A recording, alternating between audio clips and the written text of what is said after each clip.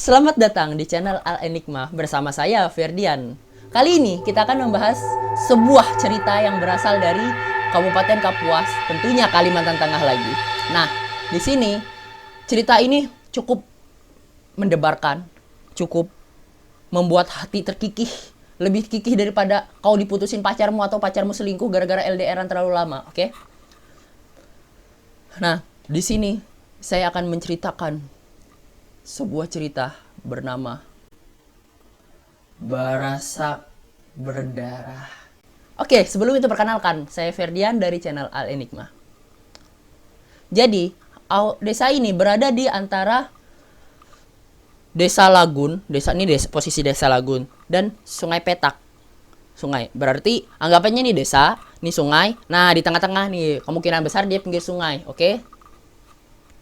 Ini berada di Kabupaten Kapuas. Jadi, awal kisah di desa tersebut lagi mau mengadakan pesta tiwah. Pesta tiwah ini adalah pesta acara atau kegiatan guna mengabdi, pembuktian pengabdian mereka kepada arwah nenek moyang. Jadi, biasanya itu dari kepercayaan Kaharingan. Kepercayaan Kaharingan sendiri itu berasal dari suku Dayak.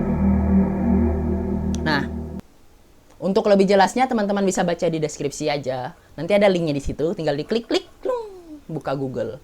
Kalau mau buka dari Proxinol juga nggak apa-apa, biar bebas VPN kan. Oke. Jadi di situ berminggu-minggu sebelum acara mereka sudah mempersiapkan. Bukan hanya warga setempat aja, tapi warga-warga dari desa-desa di sekitar Desa Barasak ini juga ikut serta, yang berpusat akhirnya di Desa Barasak. Mungkin Desa Barasak ini berada di tengah-tengahnya. Padahal tadi di awal cerita aku bilangnya di pinggir sungai, bukan di tengah, oke? Ya mungkin di seberang sungai ada desa lagi, seolah-olah jadi di tengah. Nah, lalu hari pertama acara tiwah itu dilaksanakan. Rumah besar, gede, luar biasa besar, nggak seperti barak-barak. Ya kalau barak seperti apartemen ya mungkin gede, tapi kalau barak biasa enggak. Sombong amat. Nah, rumah besar dia bangun secara darurat di tengah-tengah desa. Guna apa? Jadi rumah besar tersebut digunakan sebagai pusat dari acara tiwah ini sendiri. Lalu tiang-tiang yang digunakan untuk menabat hewan-hewan menabat itu seperti meletakkan hewan-hewan yang nantinya akan dikorbankan juga disiapkan.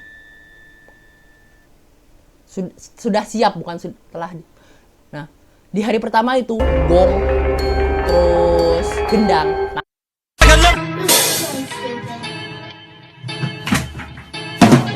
bunyi, dibunyikan, bukan bunyi ya, dibunyikan. Kalau bunyi itu gaib, dia nggak mungkin bisa bunyi sendiri. Nah, dibunyikan hingga suaranya itu berkumandanglah hingga di seluruh daerah tersebut.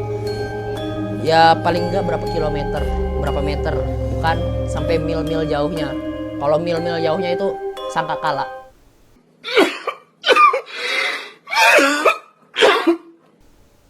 Oke, kita kembali ke cerita.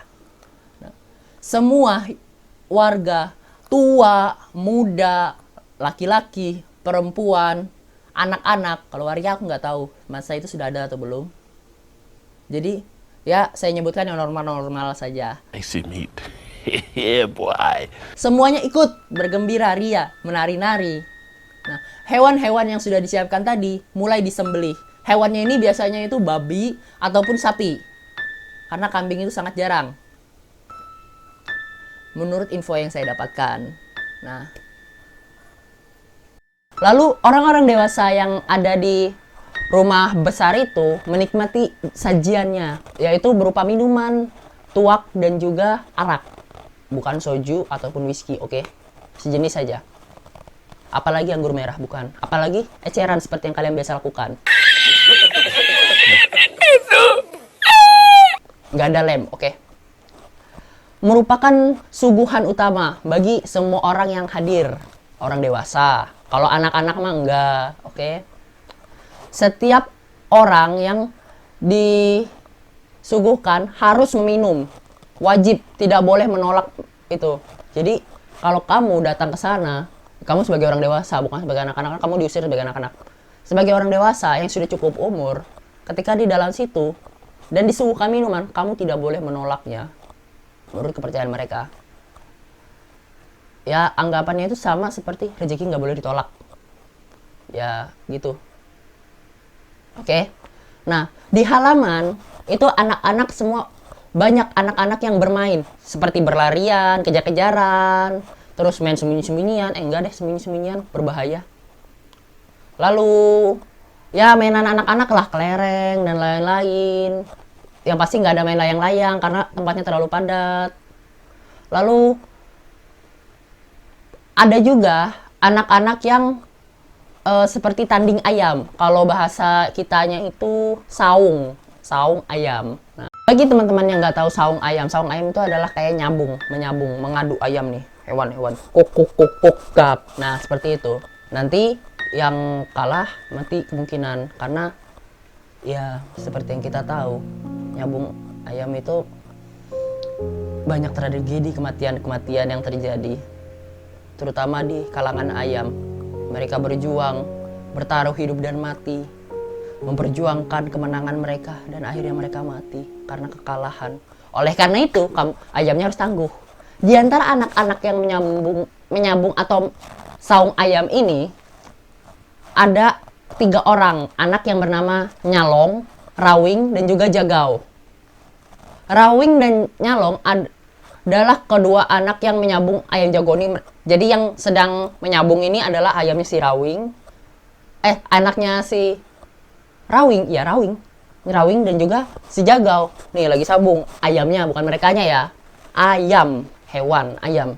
Nah, seseorang di antara mereka adalah anak yang bernama yang menyaksikan. Seseorang di antara mereka adalah anak yang ikut menyaksikan. Jadi yang ini baru ngomong-ngomong, yang satu menyaksikan cuma nonton. Ayo. Nah, seperti itu. Menyaksikan sabung ayam tersebut. Di ayam mereka itu bukan sekedar saung-saungan. Jadi di bagian cekernya ini dipasang seperti pisau. Pisau kecil yang digunakan untuk menyerang.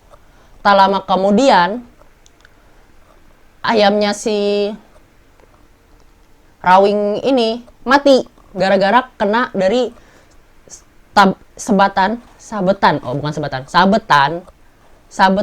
dari ayamnya si Jagau. Nah, pas di leher celuk, matilah dia. Turut berduka atas kematiannya ayamnya. Mungkin ini sebagai akhirnya. Ya, seperti itulah.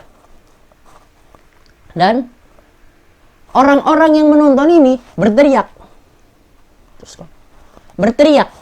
Jagau Nyalong mati.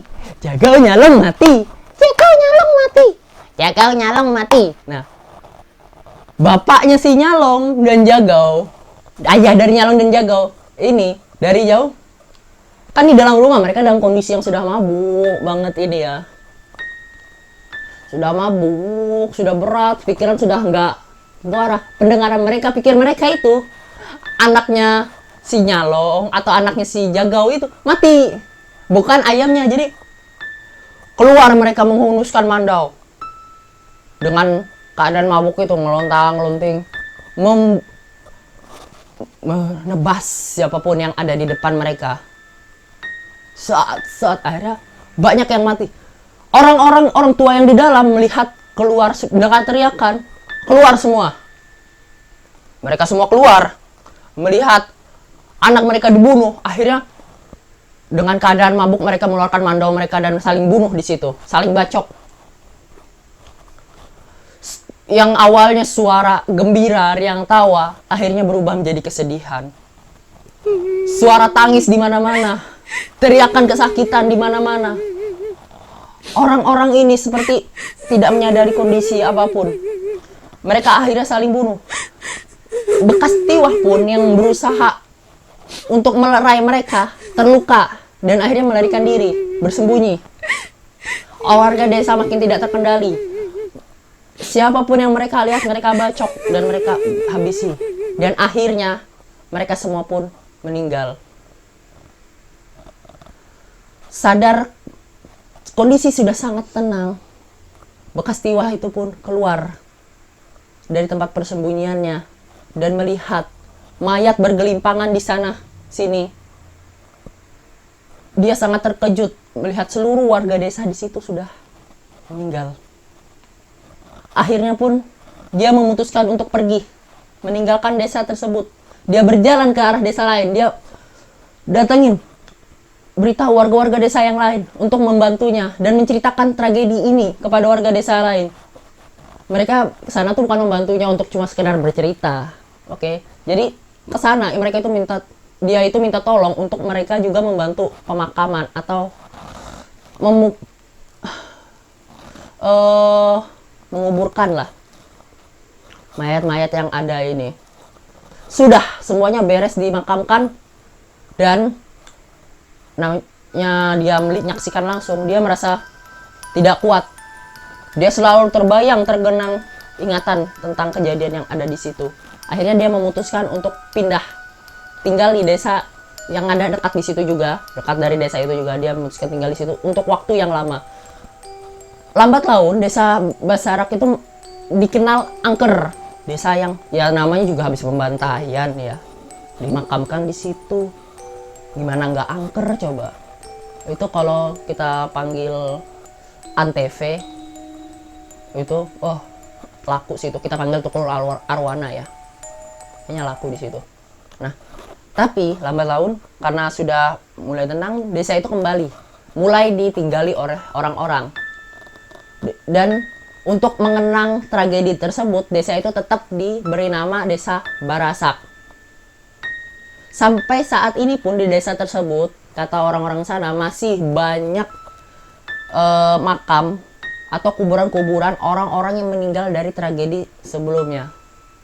Nah, di sini teman-teman mungkin berpikir, kenapa ayahnya Nyalong dan ayahnya Jagau itu ketika mendengar Jagau Nyalong mati itu berlari keluar dan menebas orang-orang. Jadi Jagau itu artinya adalah sebutan untuk ayam jantan. Nah, jadi yang dimaksud dari penonton ini itu bukan si Jagau yang mati, tetapi si Jagau itu adalah ayamnya yang mati. Ayamnya si Nyalong yang mati. Nah, gara-gara keadaan mabuk tidak bisa berpikir jernih, akhirnya seperti itu. Lalu yang saya ketahui ya, yang berhasil saya temukan itu desa Barasak ini tidak ada, serius itu tidak ada di map. Mungkin namanya karena sudah pergantian zaman atau memang tidak diinginkan mengenang tragedi tersebut, kurang tahu juga. Itu namanya yang ada di sana itu mungkin sudah menjadi satu dengan kabupaten atau kecamatannya. Nah, yang kami temukan desa Lagun itu adalah Saka Lagun, dan Sungai Petak itu kemungkinan besar karena di dalam kecamatan Pulau Petak itu ada sebuah sungai yang mengalir. Jadi mungkin Sungai Petak itu adalah sungai tersebut. Nah, jadi untuk sumber lokasinya itu yang pasti dia kemungkinan besar itu adalah di kecamatan Pulau Petak di desa Saka Lagun tersebut. Mungkin kalau kita pergi ke sana kita akan menemukan banyak lagi fakta yang lebih bisa kita terima. Tetapi untuk saat ini ya hanya seperti itu. Lalu yang berikutnya adalah mandau. Mandau itu merupakan senjata khas dari suku Dayak. Mandau ini biasanya digunakan untuk acara pertama. Itu sebagai lambang kesatria, bisa juga. Lalu yang kedua itu untuk berburu. Nah, untuk pemahaman mengenai apa itu bekas tiwah, apa itu acara tiwah, apa itu mandau, kalian bisa membaca link yang sudah kami berikan di deskripsi. Tinggal diklik aja, kalian pahami di situ. Semoga apa yang kami sampaikan ini bermanfaat. Dan pesan kami cuma satu, jauhi minuman keras, jauhi miras. Walaupun kami di sini menjelaskan itu jenis-jenisnya tadi, itu kalian jauhi karena itu tidak ada baiknya untuk kalian. Itu hanya merusak pikiran kalian seperti tragedi ini yang kalian lihat setelah mereka terpengaruh oleh minuman keras tersebut, akhirnya mereka jadi kacau balau, tidak bisa berpikir jernih. Oleh karena itu jauhilah. Sekian cerita kali ini, semoga teman-teman bisa mendapatkan hidayah ataupun inayahnya dari cerita ini. Kalau teman-teman ingin berkomentar, silahkan tulis komentar kalian di bawah sini. Saya akan dengan senang hati membacanya karena saya juga bosan gak ada yang saya baca.